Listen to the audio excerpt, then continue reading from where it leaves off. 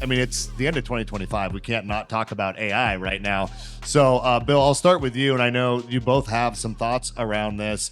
What are you talking about in your coaching sessions around AI right now? What do you think is relevant? How do you see people using it? And where do you think that people should be going with it? Like, how invested should we be in AI right now? Yeah, very, very. I was at Sales Mastery in Dallas, Todd Duncan's event, about a month ago, and there was a common theme that came up casually. It wasn't like a main point, but three different times I heard people say, "Well, yeah, the LOA is going to be replaced by AI." Three different times, three different speakers, different ways they were saying that role, that individual, is their days are numbered, and you'll have great examples of how that could play out. I'll give you an example of what I'm doing as a coach. How many of you are coaches in the room as we're here? Any of you? So in rough numbers, two. Okay. So here's you coach. But here's something that I learned from a client of mine in North Carolina. We were having a coaching session, and he said, "Hey, coach, do you mind if I record the call?" And I said, "No, tell me what you're doing." He said, "Well, I'm recording. Maybe you guys are doing this.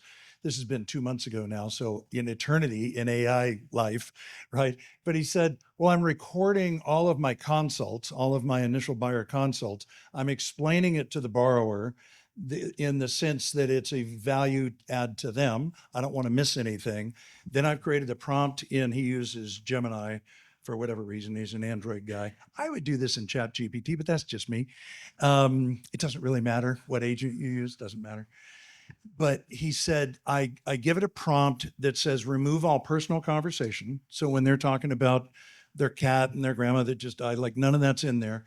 Distill this down to its essence with specific actions for the borrower. I send it to the borrower, their agent, and my team. And I'm like, oh, dude, like, where have I been? I have not been paying attention. So now I do that with every single coaching session. I've created the custom prompt for that.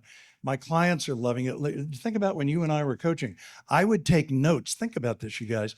I'm taking notes poorly because Poorly. I didn't take a typing class. I took a wood shop class. I can make you a cheese board, but I can't type very fast, right?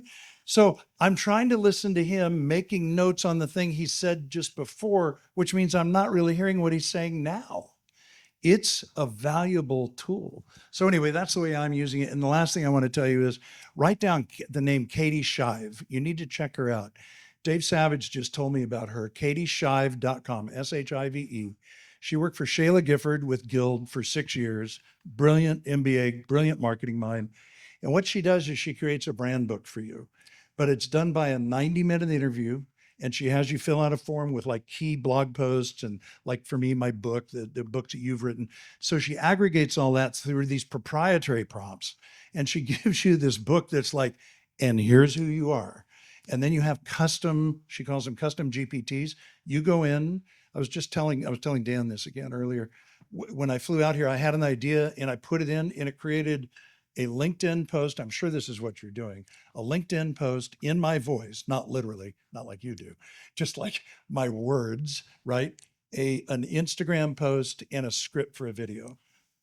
That's the AI that I'm seeing, just what's scratching the surface for me. But you, my friend, have taken this to a whole new level.